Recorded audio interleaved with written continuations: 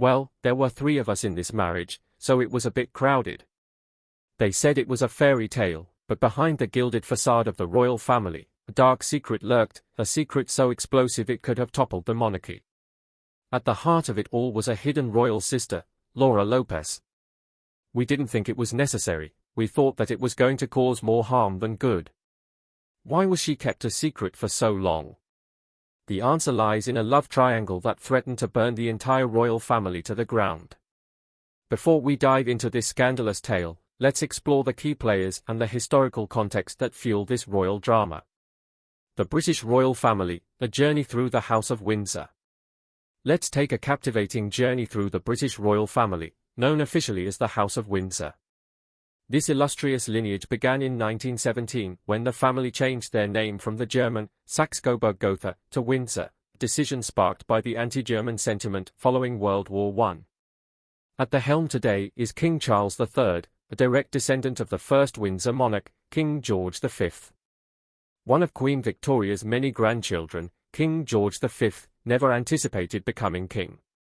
Positioned third in line, his destiny took a sharp turn with the untimely death of his brother, Prince Albert Victor, in 1910. This unexpected event catapulted George to the throne, where he ruled from 1910 until his death in 1936, overseeing a period of significant change. King Charles's great-grandmother, Queen Mary, was a royal by birth with a fascinating backstory. Her grandfather was the famous King George III. Mary's romantic life was marked by an intriguing twist. She was initially engaged to Prince Albert Victor, the eldest son of King Edward VII.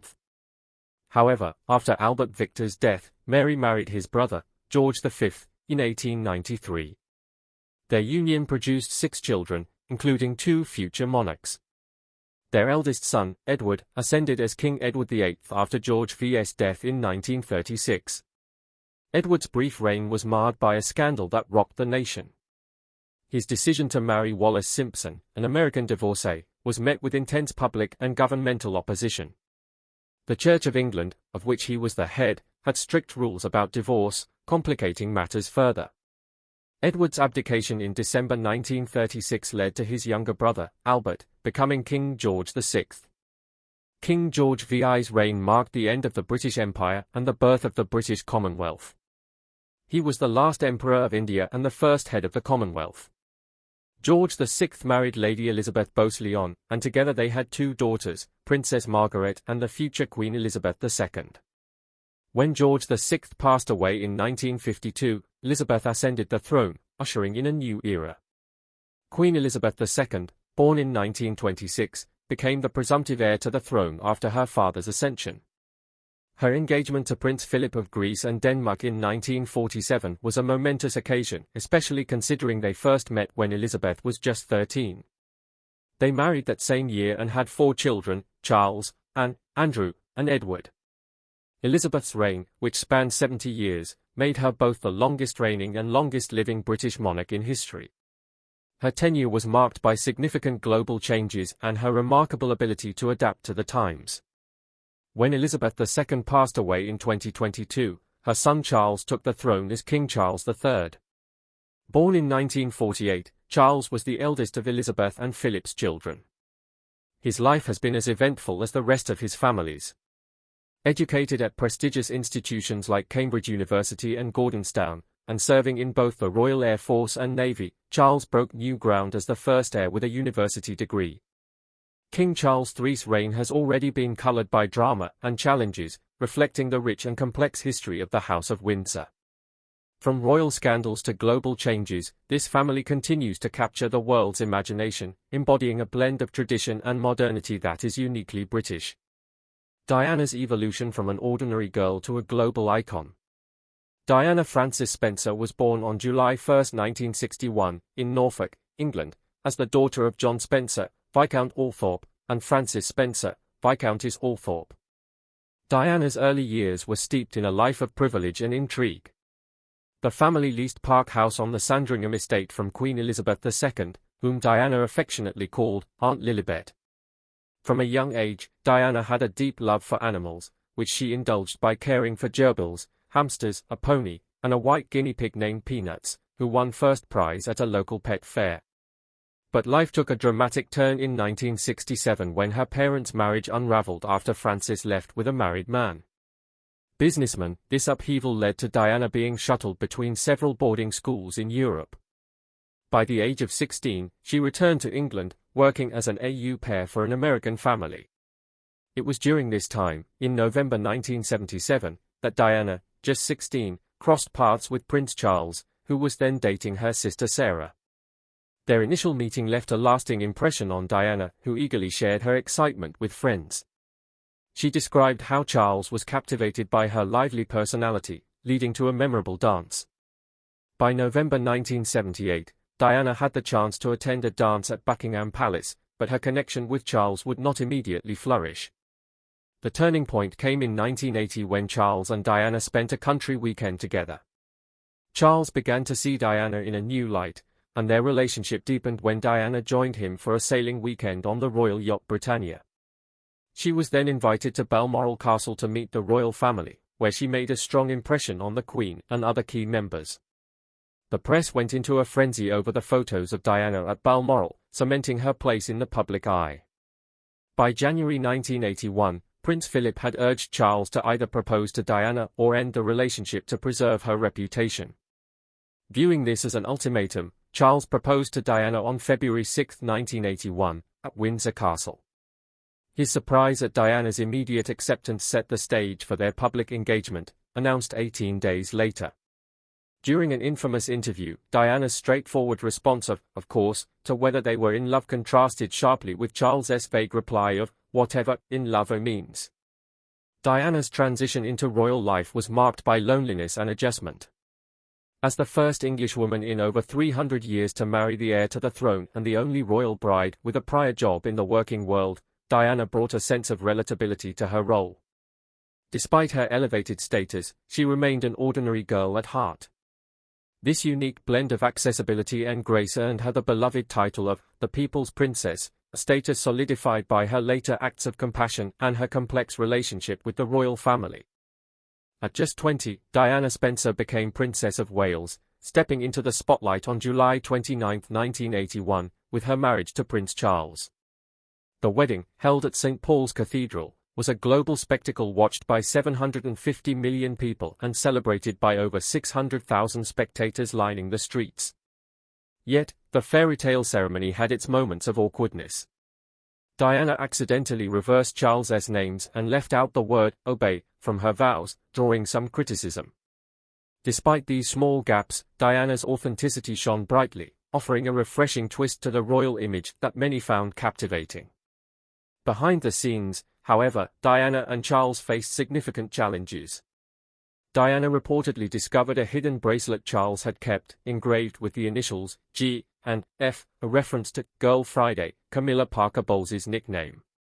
Camilla, a past lover of Charles and a lingering presence in his life, stirred up emotional turmoil for Diana, who was already battling bulimia and grappling with her husband's ongoing infidelity.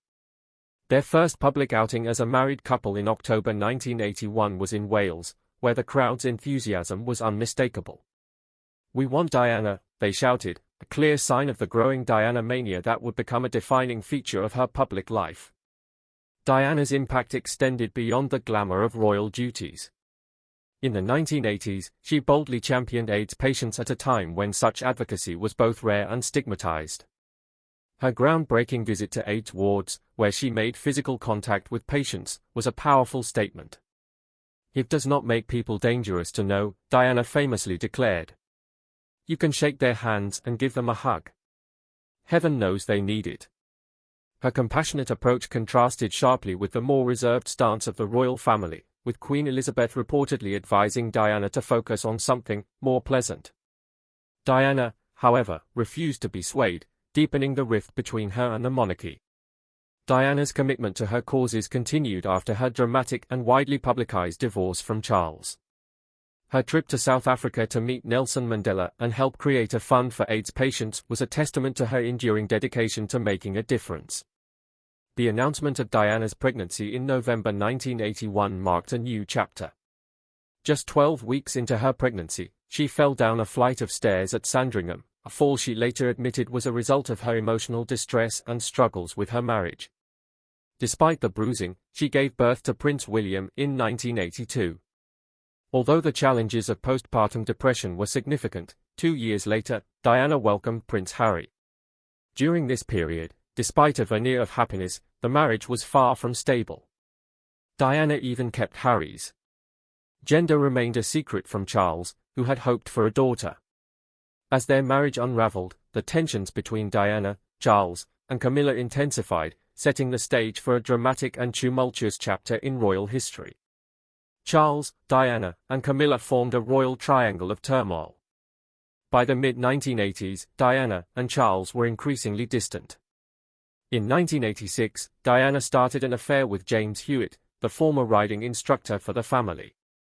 Speculation about Hewitt being Harry's father circulated due to their similarities, but Hewitt has always denied this, as their affair began after Harry's birth. Meanwhile, Charles was becoming more entangled with Camilla Parker Bowles, intensifying the already strained dynamics. In 1989, Diana confronted Camilla directly at a birthday party. "I obviously am in the way, and it must be hell for both of you, but I do know what is going on. Don't treat me like an idiot," Diana told Camilla, laying bare her frustration and the lack of respect she felt from the royal family. By 1992, the cracks in the marriage were visible to the public. Leaked tapes of Charles and Camilla's intimate phone calls, later dubbed Camillagate, exposed the depth of their affair. That same year, Andrew Morton's book Diana, Her True Story rocked the media with its revelations about Diana's struggles and her jealousy over Charles's infidelity. This raised concerns about whether Charles could remain fit for the throne if he divorced Diana and married Camilla, especially with the church's strict divorce policies echoing the historical scandal of King Edward VIII's abdication. In late 1992, Prime Minister John Major announced Charles and Diana's separation. Charles, trying to salvage his reputation, agreed to be filmed for a documentary. However, the film backfired.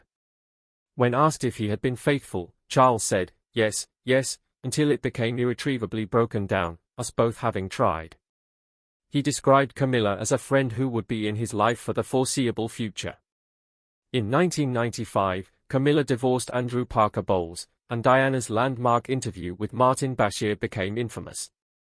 When asked if Camilla was a factor in her divorce, Diana responded, "Well, there were 3 of us in this marriage, so it was a bit crowded." The interview highlighted the collapse of Diana's marriage and marked the beginning of her new high-profile philanthropic career. Tragically, Diana's life was cut short on August 31, 1997, in a car crash that sparked a wave of speculation and grief. Her death left the world in mourning, as she had connected with people across generations in a way few others had. Charles, looking to solidify his relationship with Camilla, confirmed reports that Camilla had met Prince William. Despite this, Queen Elizabeth, like many others, was not pleased with their relationship and even skipped Charles's 50th birthday party because Camilla was attending. By 2000, Queen Elizabeth's attendance at a Highgrove event where Camilla was also present signaled a shift. Yet the public remained divided. The fresh pain of Diana's loss and the enduring admiration for her contrasted sharply with the public view of Camilla, who represented the traditional, old-fashioned aspects of the monarchy. The transition was far from smooth, as many struggled to accept Camilla in Diana's place. After Princess Diana's tragic death, Camilla Parker Bowles faced intense public scrutiny and was widely condemned as the most hated woman in Britain. Her reputation took a significant hit, and she was often depicted negatively in the media. In the aftermath, Camilla and Charles had to keep a low profile. Their relationship was kept under wraps to avoid further backlash. When they moved into Clarence's house, the royal family made a point to reassure the public that taxpayer money wouldn't be used for decorating Camilla's private spaces. Their efforts to repair their public images were challenging but necessary. Camilla's reintroduction to royal life was slow and strategic. They were seen together occasionally, arriving in the same car, attending events, or appearing at royal functions. By 2004, Camilla was regularly accompanying Charles to social events, and public opinion started to warm up to their relationship. In 2005, Charles and Camilla announced their engagement and married 2 months later. Camilla was given the title of Duchess of Cornwall rather than Princess of Wales. While Queen Elizabeth did not attend the wedding, she later hosted a reception for the couple at Windsor Castle. When Charles became king on September 8, 2022, Camilla became Queen Consort. Queen Elizabeth had previously expressed her wish for Camilla to hold this title, stating that she hoped Camilla would be known as Queen Consort as she continued her loyal service. Following Queen Elizabeth's death later that year, Camilla officially assumed her role as Queen Consort. As she steps into this position, more about Camilla's hidden daughter and the princess the world never knew will soon come to light, revealing new facets of her story. Laura Parker Bowles, the secret sister, is the half-sister of Princes William and Harry, a detail that traces back to a controversial love triangle involving their parents. Growing up, Laura faced significant challenges in her relationship with her royal half-brothers, partly due to the fallout from her mother's tumultuous relationship with Charles. According to the 2010 book Harry and William, Laura and William had a strained relationship. The book recounts heated arguments where William would blame Camilla for his mother's pain, and Laura would respond by pointing fingers at Charles, saying, "Your father has ruined my life." These conflicts highlight the deep-seated personal tensions caused by their parents' entanglement. Laura has long preferred to stay out of the spotlight, likely due to her early exposure to public criticism. Her mother faced intense media scrutiny following Diana's death and the fallout from Charles's affair, which made Laura cautious. Scylla's other child, Tom Parker Bowles, has embraced fame as a successful food writer and television personality. He has written several cookbooks and appeared on shows like MasterChef. In contrast, Laura has kept a low profile. She works as an art curator and married Harry Lopez, a former model-turned-accountant, in 2006, changing her surname to Lopez in the process. Her life has remained largely private, likely influenced by her early experiences with media scrutiny. Recently, Camilla has started acknowledging Laura more publicly, and Laura has made rare appearances at art events. Despite this, she continues to maintain a distance from royal affairs. As the spotlight shines on the current generation of royals, particularly Harry, Meghan, William, and Kate, Laura remains a quieter figure, adding a layer of complexity to the ongoing Windsor family saga. The royal drama of Kate, Meghan, and the Windsors. Kate Middleton and Prince William's wedding on April 29, 2011, was a fairy tale moment watched by 300 million people globally. Kate, from Bucklebury, Berkshire, had spent her early years working in retail and pursuing charitable causes before meeting William in 2001. The world embraced her as a breath of fresh air in modern royal fashion and style. Her engagement ring, once belonging to William's late mother Diana, added to the romance of their story. Their marriage introduced Kate as the Duchess of Cambridge, a role she held until 2022 when she became Princess of Wales following King Charles III's succession. Kate won hearts with her blend of grace and approachability, echoing Diana's charm. However, the arrival of Meghan Markle soon shifted the public's focus. Meghan, an American actress of mixed race, faced intense scrutiny and racism from the start of her relationship with Prince Harry in 2016. The backlash was so severe that the palace issued a rare statement condemning the mistreatment Meghan endured. Meghan's father, Thomas Markle, exacerbated the situation by staging paparazzi photos and missing the wedding, leading to Prince Charles walking Meghan down the aisle instead. Tensions between Meghan and Kate were widely reported, with some stories claiming disputes over Princess Charlotte's wedding dress. Meghan later clarified that, while Kate did make her cry, there were attempts at reconciliation. Public opinion on Meghan was sharply divided, partly fueled by the media's racially charged coverage. Despite their attempts to shield their private struggles, Meghan and Harry's 2018 wedding was marred by harsh criticism, from fashion critiques to invasive scrutiny of Meghan's appearance. In 2019, Meghan and Harry welcomed their son, Archie, amid troubling conversations about his skin tone within the royal family. Meghan's mental health deteriorated under the pressure, leading the couple to step back from their senior royal roles in 2020. Their departure shocked the world, and Meghan later revealed the full extent of their struggles in an Oprah interview and Harry's memoir Spare. Now living in Montecito, California, the couple's exit highlighted the recurring issues of racial and public scrutiny faced by the royals. With Harry and Meghan's departure, Prince William and Kate remain the prominent faces of the monarchy, symbolizing tradition and continuity. However, recent speculation about Kate's health has reignited public interest, echoing the dramatic cycles seen in previous generations. The British royal family continues to navigate the complexities of public life, privacy, and personal drama. As the saga of the Windsors unfolds, it's clear that history has a way of repeating itself, with each new chapter reflecting the ongoing challenges and controversies faced by this iconic family. Thanks for watching. If you enjoyed exploring the world of the British royal family with us, check out one of the other videos on your screen. There's more royal gossip and fascinating history waiting for you. See you there.